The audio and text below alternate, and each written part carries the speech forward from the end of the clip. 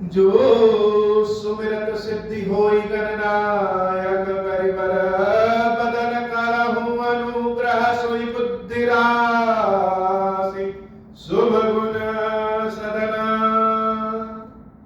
बंदऊ गुरुपद पदुम परागा सुरुचि सुबास सरस अनुरागा मंगल भवन अमंगल हारी उमा सहित जहि जपत पुरारी सुमिर शिवा शिव पाई बसाऊं बरनऊं राम चरित चित चाऊं पानी ग्रहण जब की न महेशा हिय हर्षे तब सकल सुरेशा हरहि राम चरित सब आए प्रेम पुलक लोचन जल छाए कवन सुकाज कठिन जग माही जो नहीं होई तात तुम पाही राम काज लगी तब अवतारा सुनत ही भयऊ पर्वता कारा हे महादेव इस जगत बाबा इस जीवन बाबा न कोई कार्य कठिन है न ही कोई कार्य संभव है भैया सारे कार्य सरल और संभव हो जाते हैं बाबा अगर आपकी कृपा हो जाए। भगवान श्री सीताराम जी पहुंच गए श्रृंगवेरपुर पहुंचे तो चारों ओर समाचार फैल गया कि प्रभु श्री राम आए। अब क्या श्रृंगेरपुर निषादों की राजधानी थी और निषादों के राजा गुह निषाद राज अपने सारे सगे संबंधियों पूरे कुल खानदान के साथ प्रभु श्री राम की स्वागत में दौड़े दौड़े चले आए।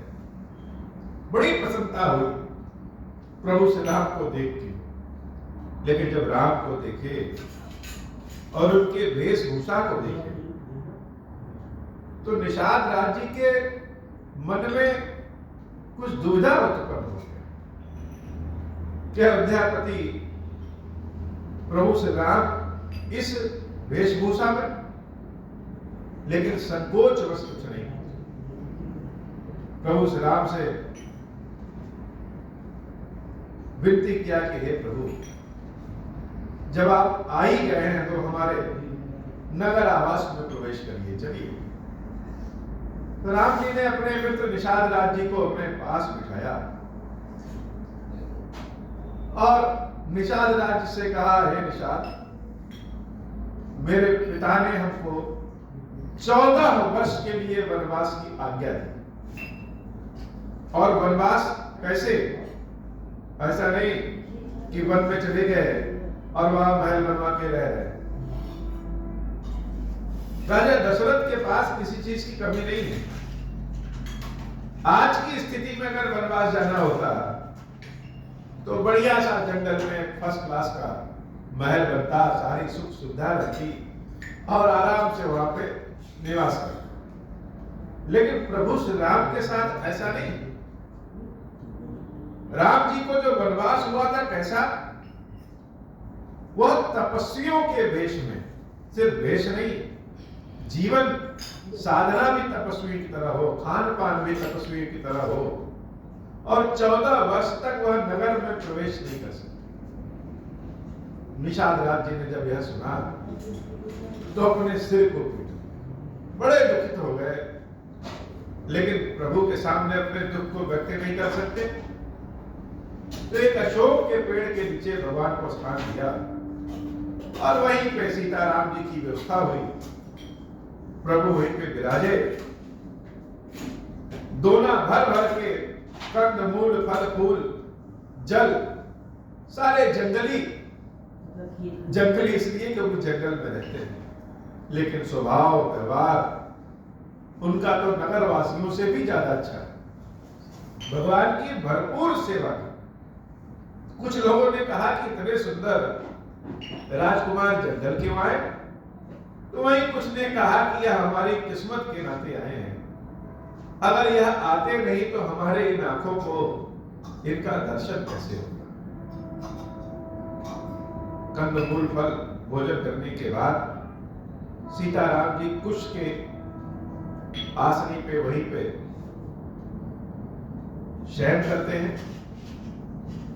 भैया लक्ष्मण राम जी के चरण को दबाते हैं और जब प्रभु सो जाते हैं तो लक्ष्मण जी महाराज तीर धनुष लेकर के वीर आसन में भगवान श्री राम की सुरक्षा में लगे रहते हैं। निषाद राज जी भी वहीं पे प्रभु की सुरक्षा में लगे हुए हैं और निषाद राज जी जैसे जैसे प्रभु श्री राम को देख रहे हैं वैसे वैसे उनका दुख बढ़ता जा रहा है कि क्या भाग्य है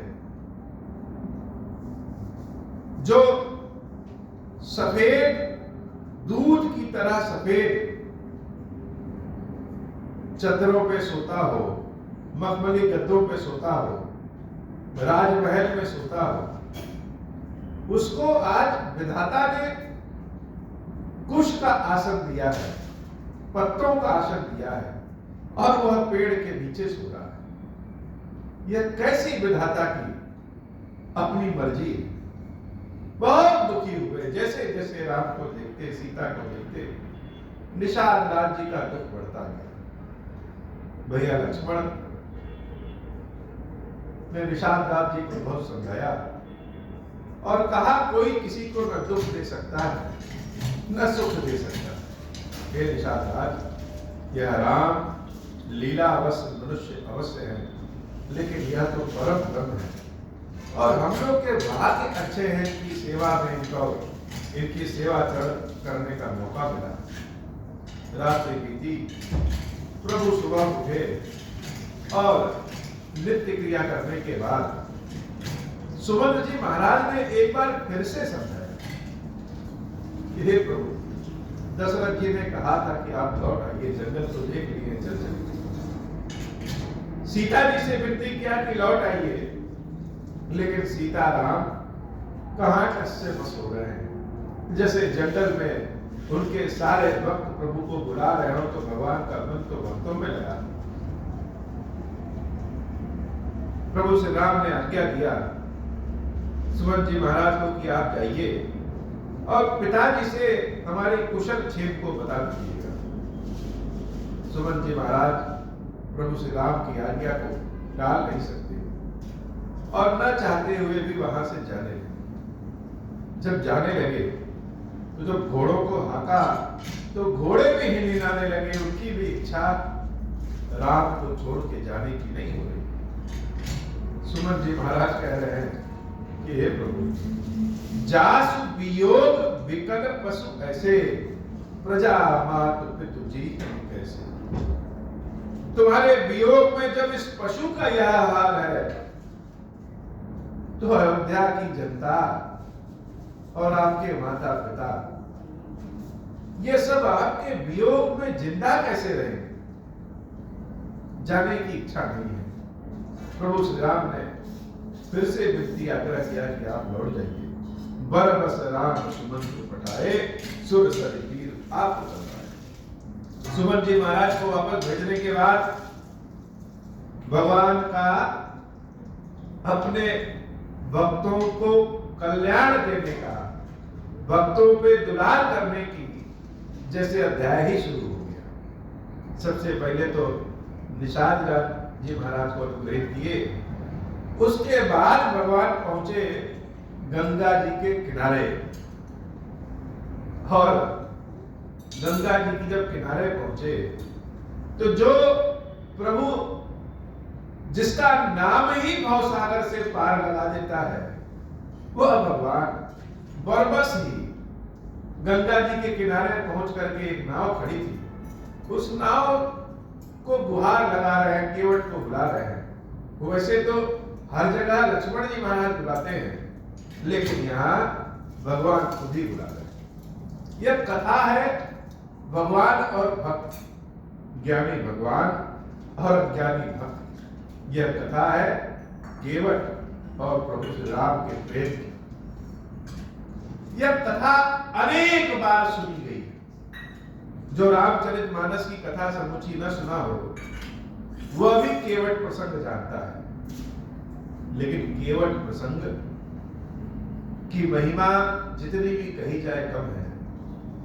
और केवट प्रसंग को अगर बहुत सजा करके भी गीत संगीत से भी भावपूर्ण भी कहे, और जब तक उस कथा को आप महसूस न करें, अनुभव न करें, अर्थात कथा को सिर्फ सुने नहीं देखे ना, तब तक यह केवट प्रसंग भाव में उतरने वाला नहीं है। अज्ञानी भक्त जब तेज में प्रकाश स्वरूप भगवान के समक्ष आता है तो क्या से क्या हो जाता है। यह केवट जैसे हम सब हैं और प्रभु हमारे समक्ष खड़े होकर के बुला रहे हैं। कथा सुनने का ज्यादा आनंद तब है जब कथा के पास पहुंच रही है। अपनी कल्पना की आंखों को, दृष्टि को खोलिए, वास्तविक आंखों को बंद करिए, श्रवण करिए, रोम रोम से कथा को महसूस करिए, अनुभव करिए। सोचिए कि गंगा नदी का किनारा है, राम जी और लक्ष्मण जी मुनि भेष में। मुनि भेष कैसे? बड़ी विचित्र एक गाथा यह है कि बरगद के पेड़ के नीचे, अशोक के पेड़ के नीचे भगवान ने निषाद राज से बरगद का दूध मंगाया, और जब बरगद का दूध आया तो उस बरगद के दूध को सबसे पहले लक्ष्मण जी की जटाओं में लगाया और फिर स्वयं की जटाओं में लगाया। अर्थात जो भगवान के सुंदर सुंदर बाल थे, राजकुमारों वाले बाल थे, उस बाल पे दूध लगा करके जटा बना दिया भगवान ने। और इस दृश्य को निषाद राज जी और सुमन जी महाराज देख रहे थे तो जैसे लगे कि हृदय अभी मुंह से निकल आए। तो भेष प्रभु का कैसा? मुनियों वाला बलकल भेषधारी, तपस्वियों जैसा भेष धारण किया है, धनुष बाण लिए हैं, जटाधारी, और जैसे स्वयं भगवान शंकर ही राम के भेष में। राम जी को जब आप देखेंगे, वनवासी राम को जब आप देखेंगे तो श्याम रंग के, नील रंग के प्रभु श्री राम ऐसा लगेगा कि जैसे साक्षात भगवान शंकर ही राम। शंकर जी का नीला कंठ, उसी नीले रंग को राम समूचे शरीर में धारण करते हैं। और जैसे हम सबका शरीर पंच तत्वों से बना है, प्रभु श्री राम का शरीर शिव तत्व से बना है, विशेष तत्व से बना है। तो ध्यान से देखिए, गंगा के किनारे देवी सीता के साथ प्रभु श्री राम और लक्ष्मण भैया, निषाद राज और बहुत सारे लोग हैं जो राम जी को पहुंचाने आए हैं। इतने सारे लोगों के होते हुए भी प्रभु श्री राम ने जब नौका देखी तो केवट को अपने मुंह से बुलाया, आ जाओ आ जाओ, स्वयं बुलाया। भक्तों को भगवान स्वयं बुलाते हैं, भक्त जाने या न जाने, अज्ञानी हो या ज्ञानी हो, लेकिन भगवान भक्त को स्वयं बुलाते हो। और जब भक्त को भगवान बुलाते हैं तो भक्त क्या करता है? भक्त तो माया में खोया हुआ है, वह तो भगवान के पास जाता ही नहीं। केवट को प्रभु श्री राम बुलाए, मांगी नाव न केवट हुआना, और बुलाए नहीं, कहे कि नाव लेकर के आओ।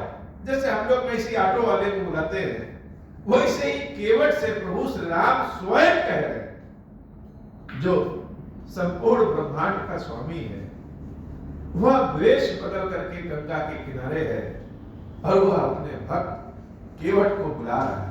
और केवट क्या कह रहा है? मांगी नाव न केवट आना। केवट तो आ ही नहीं रहा, बार बार बुलाया प्रभु श्री राम ने, और जब बुलाने पे नहीं आया तो निषाद राज को अपनी बड़ी बेइज्जती महसूस हुई। अरे मैं निषादों का राजा, मैं खड़ा हूं, और उसके बाद भी यह नहीं आ रहा। कथा को वास्तविकता से सुनिए, समझिए कि व्यक्ति ज्ञानी पैदा हो नहीं जाता, ज्ञानी पैदा नहीं होता, ज्ञानी हो जाता है। प्रेम स्वयं ज्ञान तत्व में बदल जाता है। बार बार बुलाया कि केवट नाव लेकर के आओ, तब केवट वहीं से खड़े होके कह रहा है, कहीं तुम्हारा परम मैं जाना।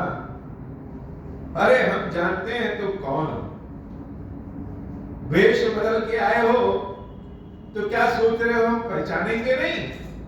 सब जानते हैं तुम्हारे बारे में। क्या जानते हैं? भगवान के बारे में कौन जानता है?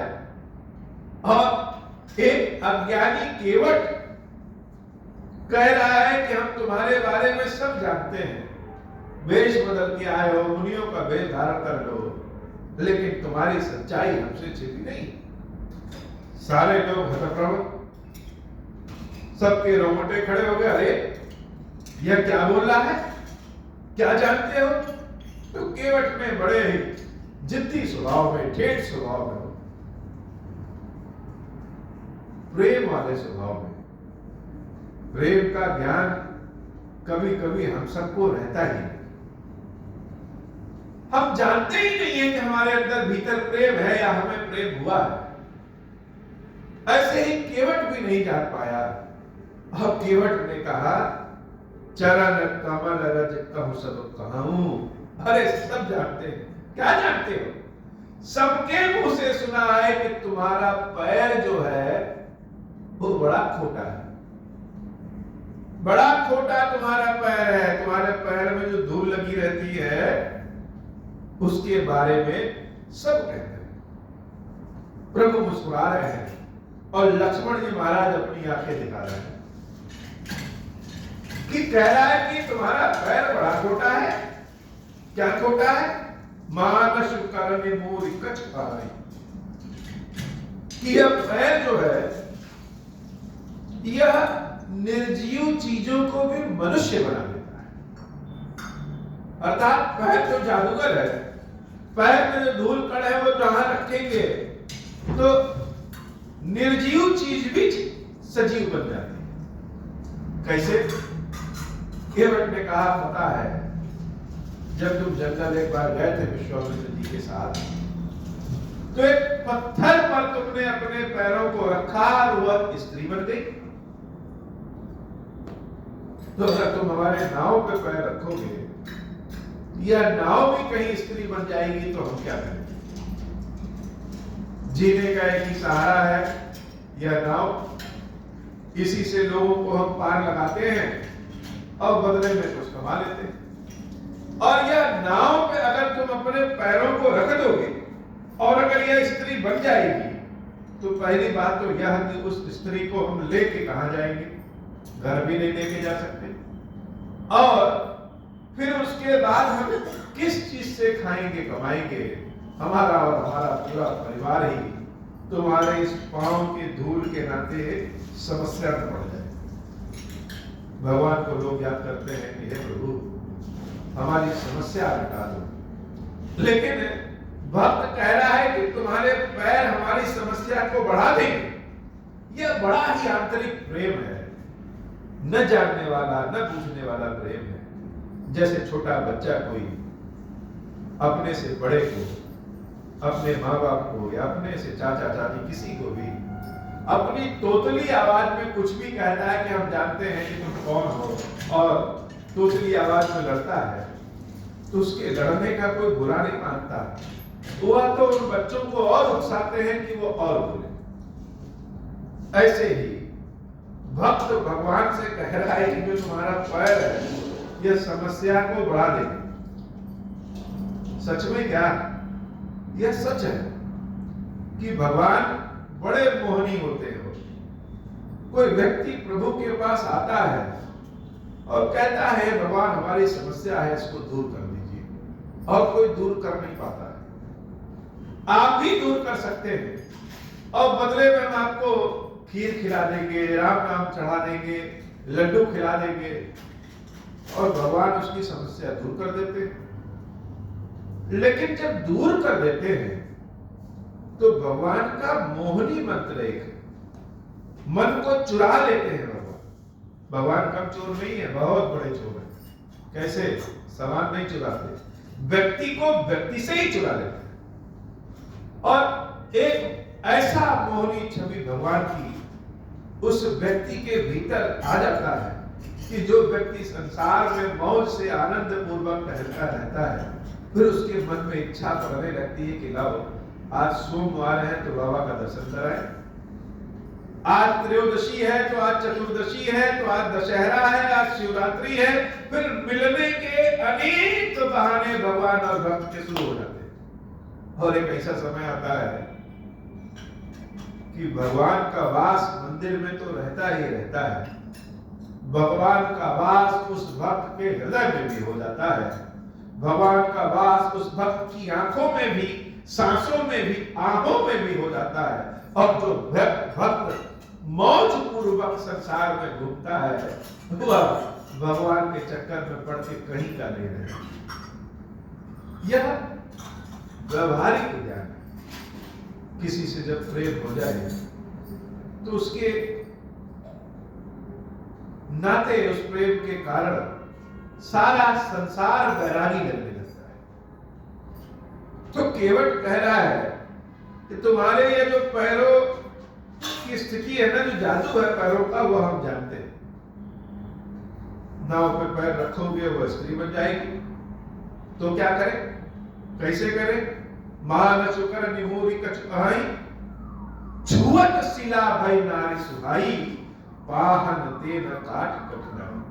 जब पत्थर स्त्री बन गई तो नाव तो हमारी लकड़ी की है, इसका क्या हाल होगा? अब तो जैसे भगवान तो कुछ बोल ही नहीं पा रहे। अच्छा, केवट की बातों का उत्तर तो निषाद राज के पास भी नहीं है, लक्ष्मण जी महाराज के पास भी नहीं। लक्ष्मण जी महाराज बहुत समझा रहे हैं कि नाव लेके आओ, तुम बेइज्जती कर रहे हो। लक्ष्मण जी को थोड़ा गुस्सा आ जाए, बार बार तीर दिखाने लगे, लेकिन वह केवट तो जैसे अडिग हो गया कि जब पत्थर स्त्री बन जाती है तो हमारी नाव स्त्री बन जाएगी तो क्या करेंगे? और मान लो स्त्री नहीं भी बनी, कहीं उड़ के चली गई तो स्त्री बन करके अप्सरा बन करके चली गई, क्योंकि देवी अहिल्या जो पर्वत शिला के रूप में रहती है, उन पे जब चरण रखते हैं प्रभु तो वह अहिल्या स्त्री बन जाती है और फिर जैसे स्वर्ग में अपने पति के पास चली जाती है। केवट के मन में, हृदय में यही बात है, यह नाव हमारी स्त्री बन गई और स्त्री बन के क्या करेगी? उड़ के चली जाएगी। अब उड़ के चली जाएगी तो हम जिएंगे खाएंगे कैसे? पता चले कि थोड़े से पैसे के लिए हम अपना पूरा जीवन ही बर्बाद कर दें। भक्त भगवान के पास आ नहीं रहा, लेकिन जैसे किसी चीज को, किसी वस्तु को जब आप धूप में रखें तो धीरे धीरे वह गर्म होने लगता है। वैसे ही भगवान के जब सानिध्य में आते हैं तो धीरे धीरे जैसे ज्ञान प्राप्त होने लगता है, धीरे धीरे जैसे प्रेम होने लगता है। और जब ज्ञान और प्रेम मिलने लगे तो व्यक्ति संसार के लिए बेकार हो जाता है। लोग कहते नहीं कि दिन भर राम राम करेंगे, बैरागी हो गया, अर्थात वह संसार के लिए बेकार हो जाता है। तो ऐसी स्थिति आ जाती है कि भगवान का भक्त केवल भगवान के पास ही रह सकता है, संसार में तो रह ही नहीं पाएगा। केवट की बात और भगवान की मुस्कुराहट, तरन्यो मुनि घरनी हो जाई, बाट पर मोर नाव उड़ाई। तो क्या करें? प्रभु से राम पूछते हैं कि क्या करें, तब बताओ भाई।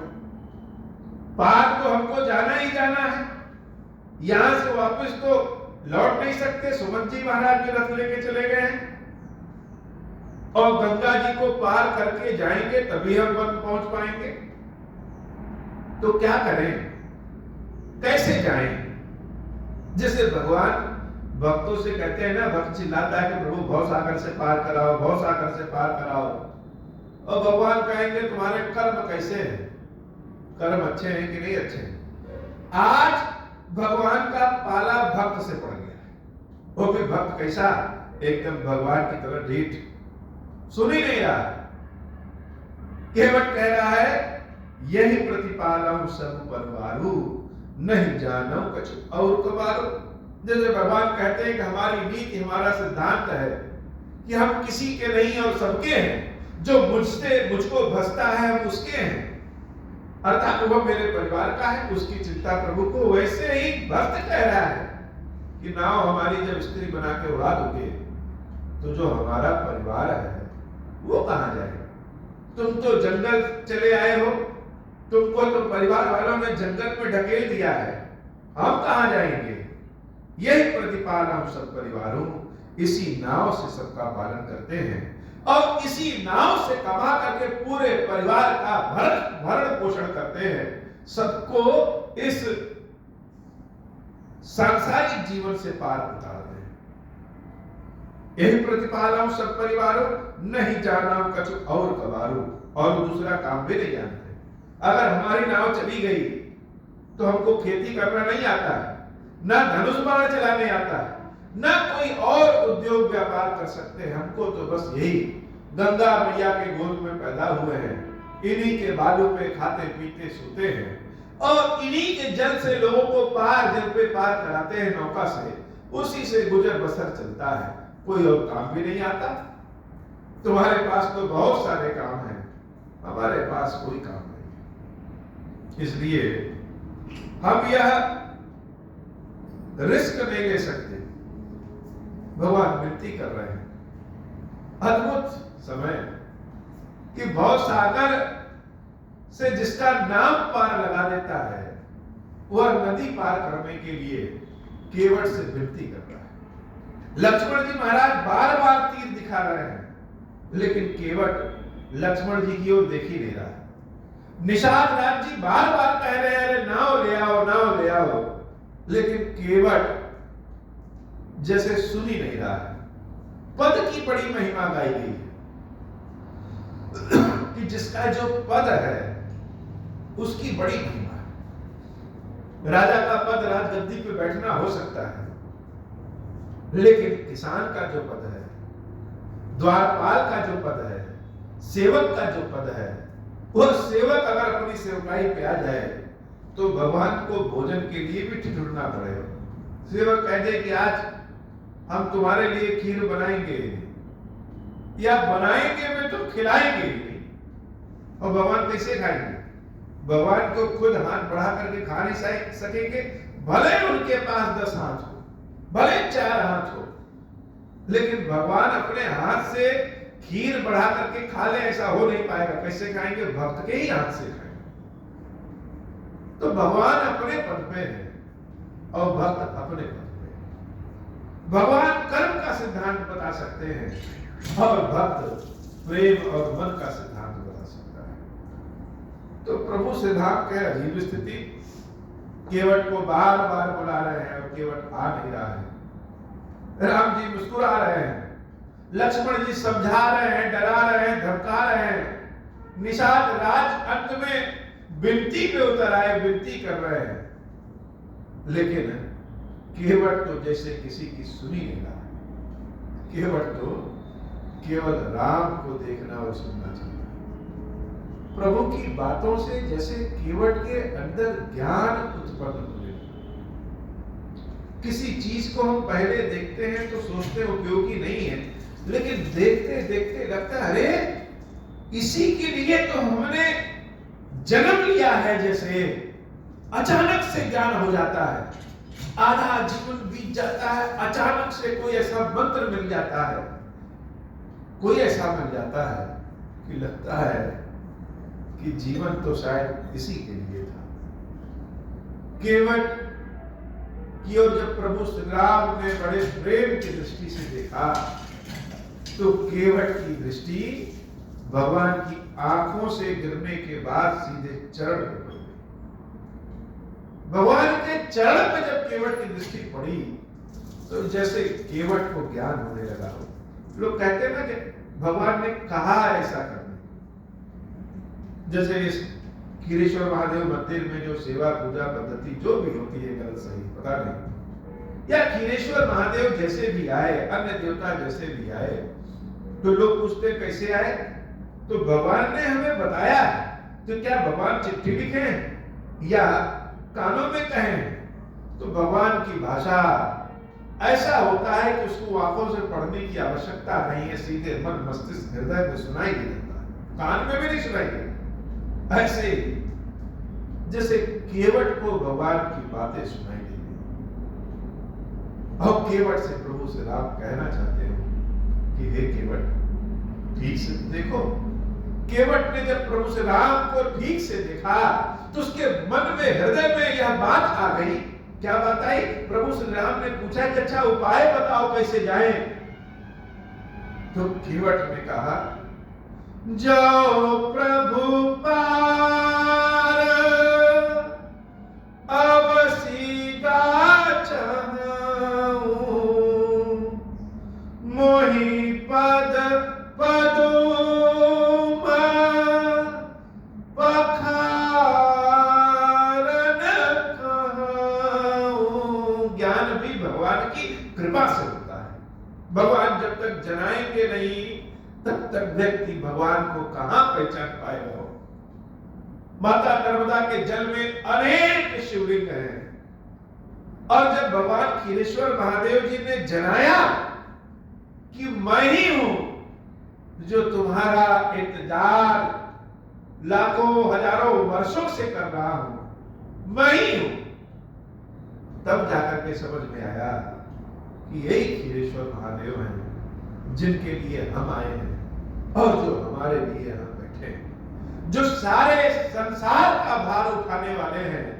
आज उनका इंतजार कर रहे हैं कि हम उनको उठाएं और अपने साथ ले चलें और नाम दें। जो सारे संसार को बनाने वाले हैं, जो सारे संसार को नाम देने वाले हैं, जो सारे संसार को स्थापित करने वाले हैं, वो जैसे कह रहे हैं पहचानो हमको, हमको उठाओ, ले चलो और स्थापित करो। ऐसे ही केवट की ओर जब राम जी ने ठीक से देखा और केवट की दृष्टि प्रभु श्री राम के चरण पर पड़ी तो अज्ञानता ही जैसे भयंकर ज्ञान में बदल गई, अज्ञानता जैसे प्रेम में बदल गया। बातचीत करने का तरीका ही केवट का बदल गया। जो केवट अभी तक यह कह रहा था कि तुम्हारे पैरों को हम जानते हैं, कहा ही तुम्हारा मरम मैं जाना, तुम्हारे मरम को हम जानते हैं, वह केवट अचानक से जैसे बदल गया और कह रहा है जाओ प्रभु पार। प्रभु, प्रभु शब्द का उच्चारण, प्रभु शब्द अपने मुख से केवट ने पहली बार निकाला, जैसे सच में पहचान गया कि वह कौन है। कि जाओ प्रभु पार अवश्य गा जहम, कि अगर तुम उस पार अवश्य में जाना चाहते हो तब मोहि पद पदुम पखारन कहूं। अब पद पदुम आ गया। अभी तक तो जो यह पद थे, जो चरण थे, चरण कमल रज कहूं सब कर, लेकिन अब क्या हो गया? चरण कमल रज से हटकर मोहि पद पदुम पखारन। पदुम का मतलब, पदुम का मतलब भगवान विष्णु के चतुर्भुज धारी, भगवान विष्णु के जो शंख चक्र गदा और पदम। पदम का मतलब कमल भी है, और पदम का मतलब दिव्य कमल है, और पदम का मतलब असंख्य जो हो जाए, जिसकी गणना न की जा सके। जैसे इकाई, ढाई, सैकड़ा, हजार, 10,000, लाख वाली गिनती में पदम आता है। तो भगवान के चरण पदम है, कमल तो है ही है, कमल के साथ साथ दिव्य कमल के स्वरूप में है, बहुत पवित्र है, और जो अपने हाथों में भगवान धारण किए रहते हैं वही। केवट भगवान के चरणों की ओर देख रहा है और मोहि पद पदुम पखारन कहूं, जैसे लालच बन गया। भगवान के चरणों को धुल करके उनकी सेवा करने का लालच लग गया हो। यह प्रेम का लालच ऐसा होता है जो सारे सिद्धांतों को तोड़ देता है। लालच एक ऐसी चीज है जो ज्ञानी व्यक्ति के भी कानों पे पर्दा डाल दे, आंखों को बंद कर दे। व्यक्ति के भीतर अगर लालच आ गया तो महादेव जी को अगर सोने का मुकुट चढ़ाए तो वो भी चुरा लेता है। महादेवी की गले में अगर सोने का हार चढ़ा है वह भी चुरा लेता है। लालच एक ऐसी चीज है। लेकिन यह लालच का शब्द यहां प्रयोग इसलिए है कि आध्यात्म में अगर लालच हो जाए, भगवान को सांसारिक दृष्टि से अगर हम देखने लग जाएं, तो वह जो प्रेम होता है चटखारे वाला, उसकी उपमा तुलना कहीं नहीं हो सकती। केवट ने जब भगवान के चरणों को देखा तो उसके मन में लालच उत्पन्न हो गया कि आज तो हम पदासीन हैं, मौका भी है, भगवान विनती भी कर रहे हैं, आज भगवान के चरणों को हम अपने हाथों से रगड़ रगड़ के धुल लें, अपने हाथों से उनकी सेवा कर लें। ऐसा समय न जाने किस जन्म में मिले या न मिले। तो मोहि पद पद्म पखारन कहा, अगर तुम अपने चरणों को मेरे हाथों से धुलवाने के लिए कहोगे तब पार जाने देंगे, नहीं तो नहीं जाने देंगे। अब तो निषाद राज जी भी जैसे क्रोधित हो जाएंगे, और लक्ष्मण जी महाराज तो क्रोधित हो ही रहे, लग रहा है कि अब बाण उतार करके तर्कस से और धनुष पे चढ़ाई लेंगे। लेकिन वह केवट किसी से डर नहीं रहा। जब भगवान की छत्र छाया है, भगवान समक्ष है, तो क्या पाप, क्या पुण्य, क्या स्वर्ग, क्या नरक, क्या भय। वह केवट भगवान के चरणों की ओर इशारा करके बार बार कह रहा है, पद कमल धोई चढ़ाई नावन नाथ उतराई चहु। हे नाथ, आपके चरण कमलों को पहले धोएंगे और धोने के बाद आपको नाव पे चढ़ाएंगे। हाँ, हम आपसे कोई किराया नहीं लेंगे, किराए की छूट, हम आपसे किराया लेंगे, पार कराई नहीं लेंगे, लेकिन चरणों को हम धुलेंगे। यह नहीं कि आप गंगा जी में खुद धुल के चले आइए, नहीं, हम धुलेंगे तब पार ले जाएंगे। और नाव पे चढ़ाएगा कौन? हम चढ़ाएंगे। दोनों बातें, शर्तें अपनी लिखना शुरू कर दिया। पद कमल धोई चढ़ाई नावन नाथ उतराई चहु, मोहि राम राउर आन दशरथ सपत सब साची कहो।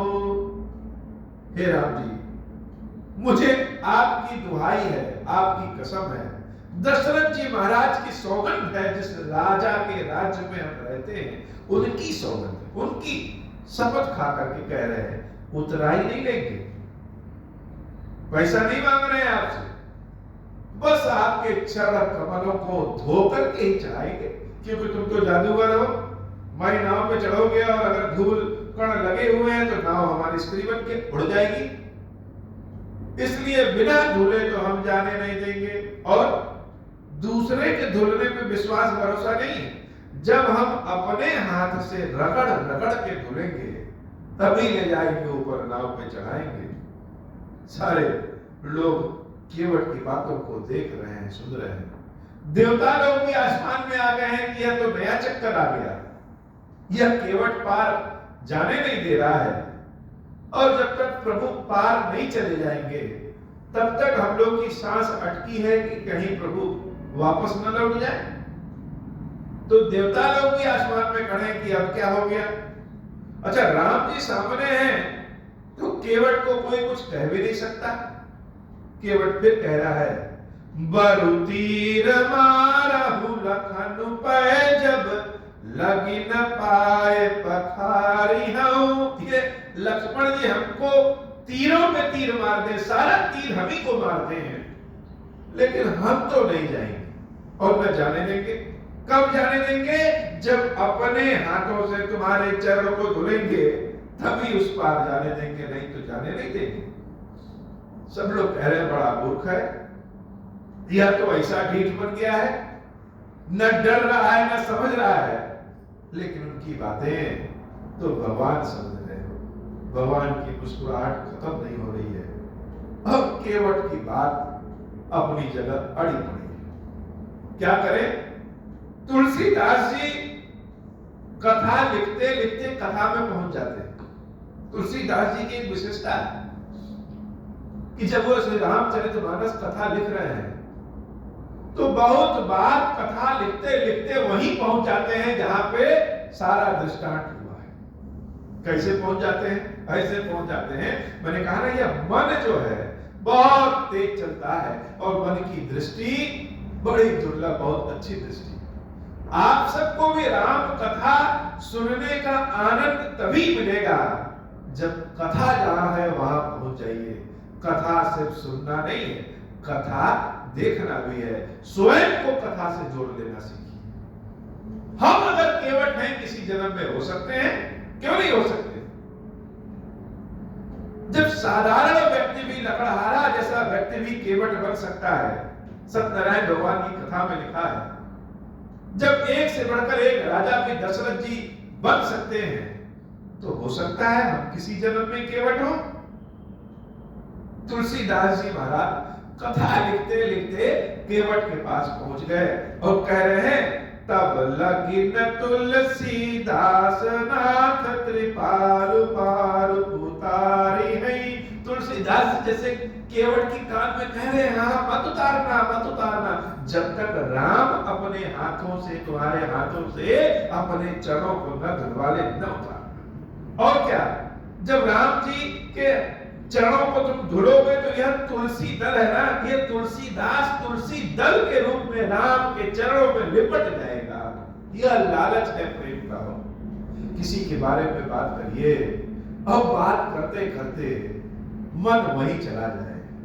यह सांसारिक प्रेम का जो लालच है, जब यह आध्यात्मिक प्रेम में बदलता है तो वैसा चटखारा संसार की किसी भी चीजों में नहीं होता। बार बार वह केवट कह रहा है कि न डरेंगे और न जाने देंगे।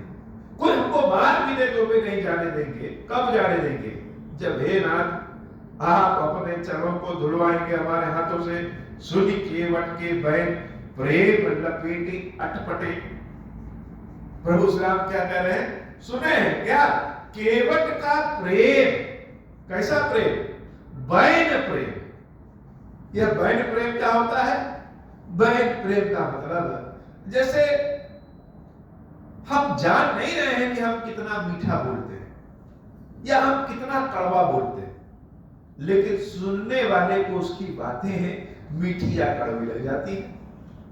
ऐसे ही केवट को नहीं पता है कि वह क्या कह रहा है, वह कौन से प्रेम के रस में डूबा है, लेकिन राम को उसकी बातें बड़ी प्रेम वाली लग रही है। और कैसी है? अटपटी। अटपटी का मतलब जैसे कभी कोई बच्चे अपनी मनपसंद की बातें कह देते हैं, वैसे अटपटी। भगवान से कोई बच्चा कहते हैं कि हे प्रभु हमको भी भगवान बनना है, तो जो बहुत सारे लोग सुनेंगे, हंसेंगे, लेकिन यह अटपटी बात कौन कह सकता है? जो प्रेमी हो, जो प्रेम का रस जानता हो, जो प्रेम का हक जानता हो, वही कह सकता हो। सब तो नहीं कह सकते। तो यह केवट क्या जो प्रेम है वो बैन है, अर्थात जानता नहीं है केवट हम क्या कह रहे हैं। जिसे हम खुद कभी कभी हमको विश्वास नहीं होता, यह जो कीरेश्वर बाबा मेरे समक्ष हैं, यह अनेक रूपों में, शालिग्राम रूप में, कलश देवी के रूप में, सिद्धिराज के रूप में, यह बाबा जो हैं, यह साधारण मूर्ति है। यह तो बहुत ही साक्षात ब्रह्म है। जो महादेव की सेवा हम कर रहे हैं, यह लगता है साधारण है। ऐसा तो हर जगह होता है, सब लोग करते हैं, इसमें विशेषता क्या? लेकिन भगवान को जब ध्यान से देखिए तो ऐसा लगता है जैसे भगवान स्वयं हमारे साक्षात हमारे हाथों से साक्षात स्वरूप में स्थापित है और कह रहे हैं कि तुम तो चारों ओर घूमते रहते हो, हम तो तुम्हारे ही इंतजार में सुबह भी रहते हैं और शाम को भी बैठे रहते हैं। जैसे भगवान हमारे ही इंतजार में बैठे हैं। हमको लगता है कि हम बड़ी तपस्या कर रहे हैं। कोई फिल्म देखनी हो तो 3 घंटे 4 घंटे बीत जाता है, पता ही नहीं चलता है। और भगवान के अगर 10 मिनट नाम ले लें आधा घंटा सेवा कर दें बिना मन के, तो भी जैसे लगता है कि एहसान कर रहे हैं कि सब काम छोड़ के तुम्हारे पीछे बैठे। यह प्रेम जो है यह बैंड प्रेम है, जिसके बारे में पता ना हो, लेकिन जो ले रहा है, जो दे रहा है, वह जानता है कि यह क्या है। और अटपटा है, बड़ा अटपटा प्रेम, सुन केवट के बैंड प्रेम लपेटे अटपटे, बिहसे करुणाएन चितई जानकी लखन। बार बार राम जी लक्ष्मण जी की ओर देख रहे हैं और देवी जानकी की ओर देख रहे हैं। जानकी सोच रही है, इतना अधिकार तो हमने आज तक नहीं दिखाया। अब को लगा कि चलेंगे जंगल में, प्रभु आपके हम चरण दबा देंगे, यह बहुत बड़ा उपकार करेंगे। यहां तो केवट ने पहले ही कह दिया कि उतरवाई हम लेंगे नहीं, पैसा चाहिए नहीं, क्या चाहिए, सिर्फ आपके चरणों को धुलना। अज्ञानी व्यक्ति के हाथ में अगर मणि आ जाए तो दूसरे लोग तो हंसेंगे ही। प्रभु बार बार लक्ष्मण जी की ओर और देवी जानकी की ओर देख देख के हंस रहे हैं, मुस्कुरा रहे हैं। अब बताओ, अब क्या करोगे?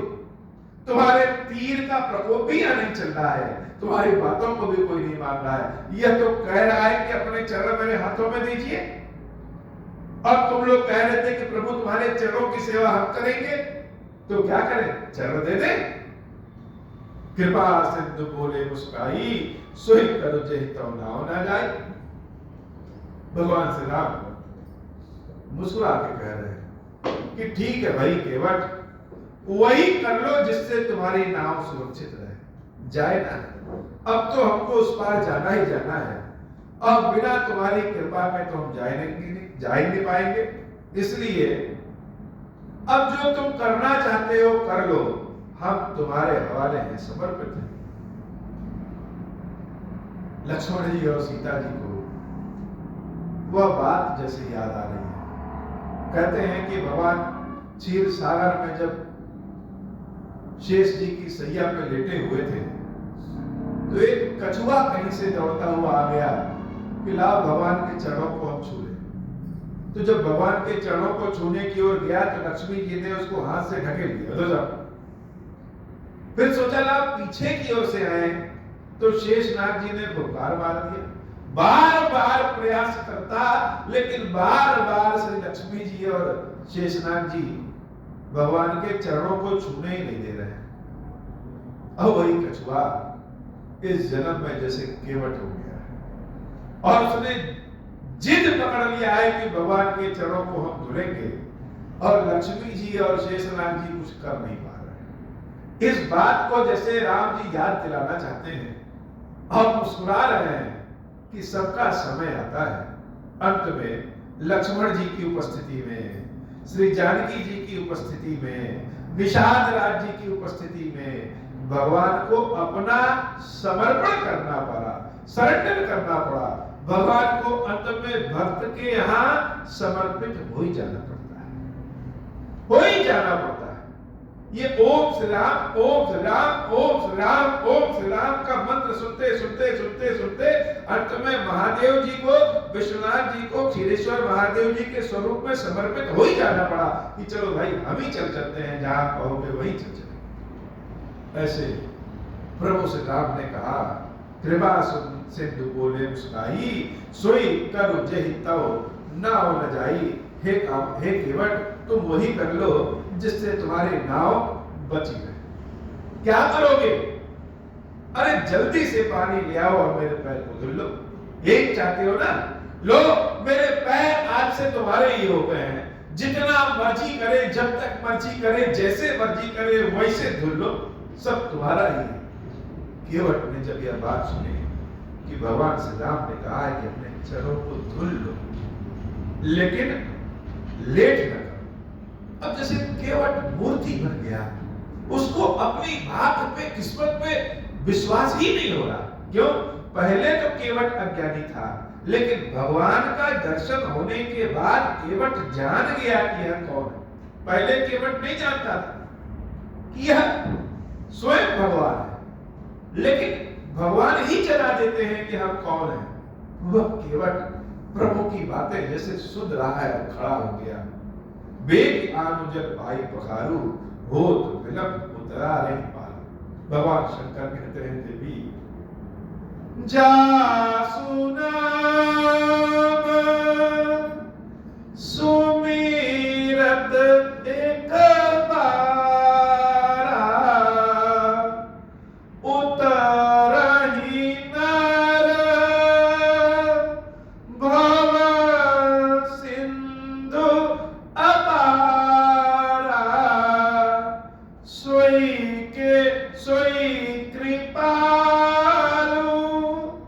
केवटहि निहोरा जहि जगु किया तिहु पगहु ते थोरा। हे देवी, जिस भगवान के नाम का सुमिरन भव सागर से पार करा देता है, वही भगवान जो समूचे संसार को अपने दो पगों से नाप देते हैं, वह भगवान आज केवट से निहोरा कर रहे हैं। केवट से धीरे से प्रेम से बोल रहे हैं कि मेरे पैरों को धुल लो और मुझे उस पार पहुंचा दो। यह भगवान की कथा, भक्त की कथा बड़ी अद्भुत कथा है और यह इतनी मार्मिक, इतनी सुंदर कथा है कि इसको गा करके, इसको कह करके इसके भाव को बता पाना मुश्किल है। इसीलिए तो कहते हैं कि कथा सुनने के साथ साथ कथा में पहुंच जाइए जैसे कथा दिखाई दे रही है। राम कथा सुनने का असली आनंद तभी है जब हम स्वयं को राम कथा से जोड़ दें। और कथा सुनने का मतलब कि हमको कथा मानस मंडल में, हृदय मंडल में बैठ जाए, याद हो जाए। यह नहीं कि एकदम से कथा सुने और बड़ा आनंद आया उसके बाद चले गए। आजकल की कथा से तो कथा ही गायब हो गई। यह किसी पे उंगली उठाना नहीं हुआ, यह किसी पे हम आरोप नहीं बढ़ रहे हैं, लेकिन सत्य बात तो यह है कि आजकल कथा से कथा गायब हो गई। कथा में हर चीज आ गया है, लेकिन जो भगवान की कथा है, गाथा है, वही नहीं आ पाता है। कथा सुनने के बाद जब लोग घर जाते हैं तो क्या कहते हैं? हाँ हाँ, बहुत बढ़िया आयोजन था, बहुत बढ़िया व्यवस्था थी, भजन भी बहुत अच्छा हुआ। कथा क्या सुने यह याद ही नहीं रहता। सारे प्रयोग याद हो जाते हैं, सारे उपाय याद हो जाते हैं।